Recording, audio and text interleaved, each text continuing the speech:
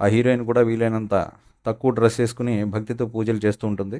So మొత్తం మీద ఈ రక్తి భక్తి ముక్తి వ్యవహారంలో రక్తం కూడా కలిసి తెర మొత్తం ఒక యుద్ధ వేదికలా ఉంటుంది ఫస్ట్ హాఫ్ అంతా. ఆశ్చర్యకరమైన విషయం ఏంటంటే ఈ గూండా బ్యాచ్లంతా ఆ వాయులింగం కోసం అని చెప్పి వెతుకుతుంటారు. ఇప్పుడు ఆ వాయులింగం ఎందుకో వాళ్ళకి అది ఏం మహిమ చేస్తుందో.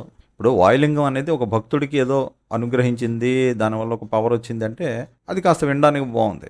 మరి వాళ్ళకెందుకు ఆ రౌడీ ముండాకుడుకులు, వాళ్ళకి వాయులింగం ఎందుకు మనకు అర్థం కాదు. అరే రౌడీ ముండాకుడుకు అంటూ ఏదో భక్తి సినిమాలో తప్పుడు పదాలు వాడుతున్నాం అనుకోకండి, అది జనరల్గా మన మోహన్ బాబు గారు వాడే డైలాగ్ కాబట్టి. అంటే ఒక 15 నిమిషాలు తిట్టకుండా తిట్టాడు నాగేశ్వరరావు గారు నన్ను ఆవిడ్ని. నువ్వు ఈ లంబడి కొడుకు నువ్వు ఇలా పొగుడుతున్నావు రౌడీ ముండా కొడుకు అంటే నాగేశ్వరరావు గారు నాకంటే బాగా డైలాగ్ చెప్పలేననే కదా దాని అర్థం. ఇది నిజం, మీకు తెలుసు.